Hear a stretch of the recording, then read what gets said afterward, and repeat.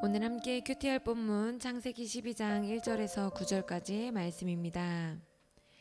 여호와께서 아브라함에게 이르시되 너는 너의 고향과 친척과 아버지의 집을 떠나 내가 내게 보여줄 땅으로 가라. 내가 너로 큰 민족을 이루고 내게 복을 주어 내 이름을 창대하게 하리니 너는 복이 될지라. 너를 축복하는 자에게는 내가 복을 내리고 너를 저주하는 자에게는 내가 저주하리니 땅의 모든 족속이 너로 말미암아 복을 얻을 것이라 하신지라.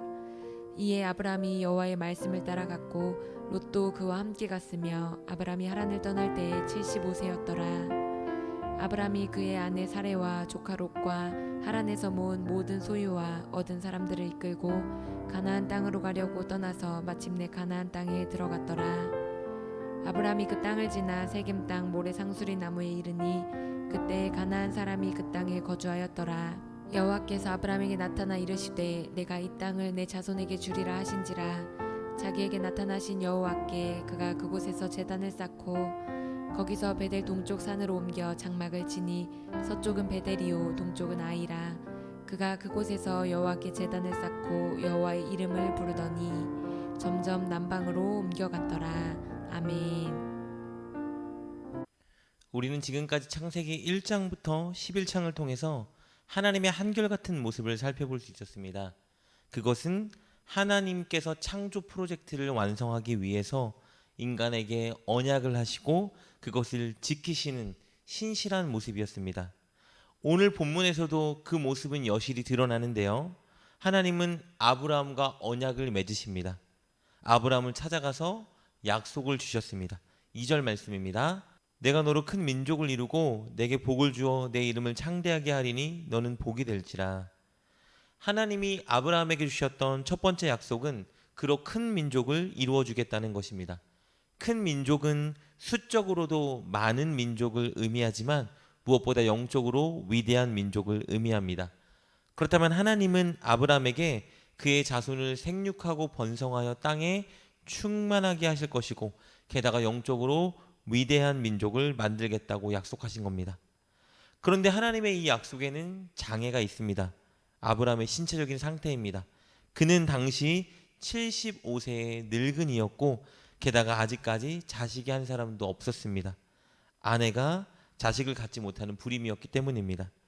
그러니 사실 아브라함으로 큰 민족을 이루시겠다는 약속은 현실적으로 불가능해 보이는 약속이었습니다.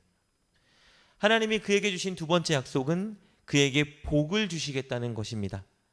창세기에서 복은 1차적으로 많은 자식과 많은 재물을 의미합니다.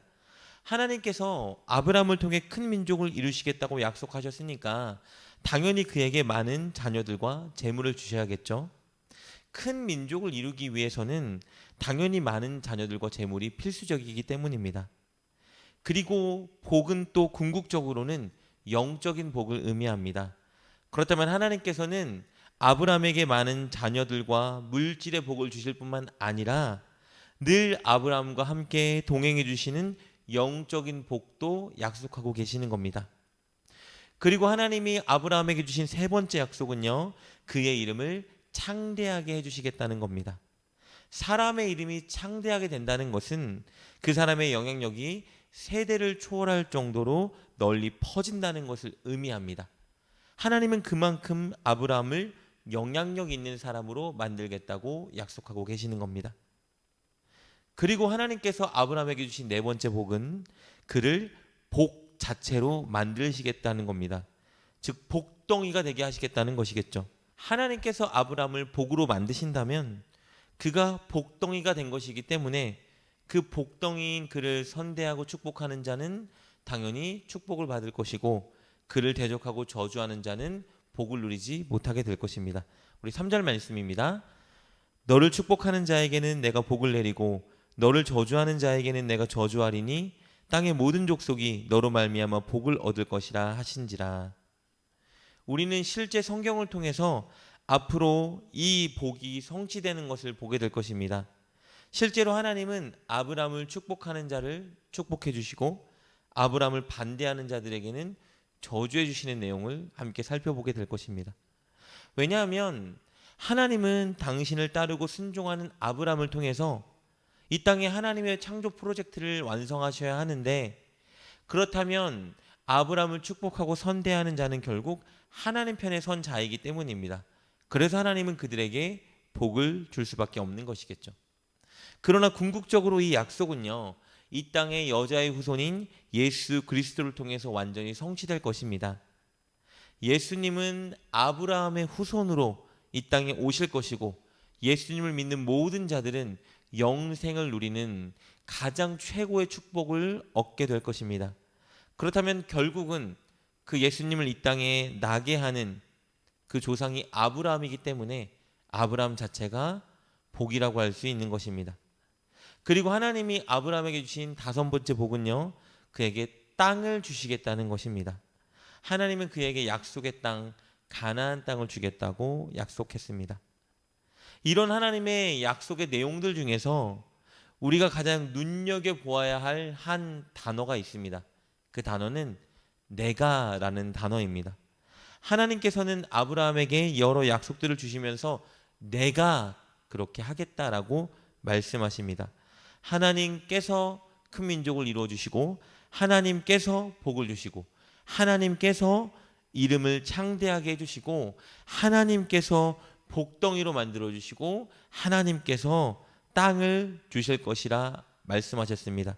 즉 하나님께서 하신다는 것이죠. 이것이 언약의 핵심입니다. 그렇다면 하나님께서 다 하신다면 아브라함 입장에서 해야 될 것은 무엇일까요? 그것은 하나님 말씀에 순종하는 것입니다. 하나님을 신뢰하여 하나님 말씀을 그저 따르는 것입니다. 그래서 하나님께서 아브라함에게 약속하실 때 처음 건네신 말씀이 순종의 명령인 것이었습니다. 우리 1절 말씀 볼까요? 이렇게 기록되어 있습니다. 여호와께서 아브라함에게 이르시되 너는 너의 고향과 친척과 아버지의 집을 떠나 내가 내게 보여줄 땅으로 가라. 하나님은 아브라함에게 두 가지를 명령하셨습니다. 이 두 가지 명령을 지키면 하나님께서 약속하신 모든 것들을 당신께서 이루어 주실 것입니다. 그러니까 이 약속을 지키면 하나님과 아브라함 사이에 언약이 성립되는 것이고, 그 언약을 하나님이 이루어 주신다는 것이죠. 그러니까 하나님께서 내리신 첫 번째 명령은 무엇이냐? 바로 고향, 친척, 아버지의 집을 떠나는 것이었습니다. 당시 아버지의 집, 즉 가족이라는 곳은요, 개인의 정체성에 가장 중요한 곳이었습니다. 아버지들의 여러 자녀들은 당시 함께 모여 살면서 한 시족을 이루었습니다. 그리고 이런 가까운 시족들이 모여 하나의 지파를 구성했습니다. 이곳에서 사람들은 그들의 가치관, 생활 방식, 삶의 목표와 삶의 의미 같은 것들을 정립했습니다. 그런데 하나님은 아브라함에게 바로 그곳을 떠나라고 명령하고 계시는 겁니다. 아브라함이 가장 의지했고, 가장 사랑했고, 가장 편안해하고 익숙한 그곳을 하나님은 떠나라고 명령하셨습니다. 왜 떠나라고 하셨을까요? 그것은요, 오직 하나님만 의지하고 하나님 나라의 가치관과 생활 방식을 새롭게 정립하도록 만들기 위해서였습니다. 당시 아브라함이 가족과 함께 있던 그곳은 우상과 세상의 가치관이 가득한 곳이었습니다. 결코 그곳에 머물고만 있다라면 하나님은 아브라함을 사용할 수 없었던 것이죠. 하나님은 아브라함을 하나님의 가치관과 말씀으로 무장한 자로 만들기 위해서 아브라함을 떠나라고 하신 겁니다. 그리고 하나님께서 그에게 내린 두 번째 명령은 이제 그곳을 떠나 하나님께서 보여줄 그 땅을 향해 가라는 것입니다. 그곳은 바로 하나님께서 그에게 주실 가나안 땅입니다. 그 땅은 아브라함이 있던 하란으로부터 약 480km나 떨어진 아주 멀고 낯설고 위험한 곳이었습니다. 하나님께서는 그곳으로 가라고 명령하셨습니다. 이 명령에 아브라함이 순종한다면 하나님과 아브라함 사이에 언약이 성립되는 것입니다. 아브라함은 어떻게 했죠? 결국 하나님 말씀에 순종하기로 결심했습니다. 그리고 하나님 말씀을 따라갔습니다. 우리 4절 말씀입니다. 이에 아브라함이 여호와의 말씀을 따라갔고 롯도 그와 함께 갔으며 아브라함이 하란을 떠날 때에는 75세였더라. 그렇다면 이 언약이 성립되었기 때문에 이제 하나님께서는 아브라함을 책임지시고 그에게 약속을 이루어 주실 것입니다. 앞으로 우리는 하나님께서 신실하게 약속을 이루어 주시는 모습들을 살펴보게 될 것입니다. 우리는 오늘 본문을 통해서 하나님과의 언약을 이루는 중요한 원리를 살펴보았습니다. 우리 편에서 해야 되는 일은 오직 한 가지입니다. 하나님을 신뢰하여 하나님 말씀에 순종하는 것입니다. 하나님 말씀을 따라 사는 것이죠. 하나님은 오늘을 살아가는 우리에게도 언약을 맺어 주셨습니다. 하나님께서 우리에게 구원을 약속하셨고 천국 가는 그날까지 우리와 함께하며 우리를 보호하신다고 약속하셨습니다. 그 약속을 누리기 위해서 우리 편에서 해야 될 것은 하나님의 말씀을 따라 사는 것입니다.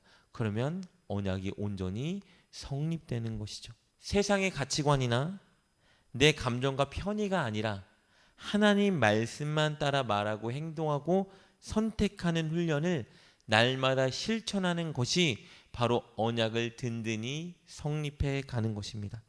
그럴 때 하나님은 우리에게 하신 약속을 이루시고 우리를 복덩이로 삼아 많은 사람들을 구원의 길로 인도하실 겁니다. 우리의 인생을 책임지고 멋지게 사용해 나아갈 것입니다. 꼭 아브라함처럼 언약 백성답게 하나님 말씀에 순종하여 언약을 온전히 세우는 저와 여러분 되시길 주님의 이름으로 축복합니다. 기도하겠습니다. 하나님, 자격 없는 우리에게 언약을 세워주시고 그 언약을 신실하게 지켜주시니 감사합니다. 우리도 언약 백성답게 하나님의 말씀을 따라 살며 순종하게 하여 주옵소서. 그리하여 영생을 확신하고 하나님과 동행하며 많은 사람을 구원의 길로 인도하는 우리가 되게 하옵소서. 예수님의 이름으로 기도드립니다. 아멘. 오늘 말씀을 통해 깨닫고 결단한 것은 무엇입니까? 그것을 붙들고 하나님께 기도합시다. 그리고 그렇게 실천하며 하루를 살아가는 여러분 되시길 주님의 이름으로 축복합니다.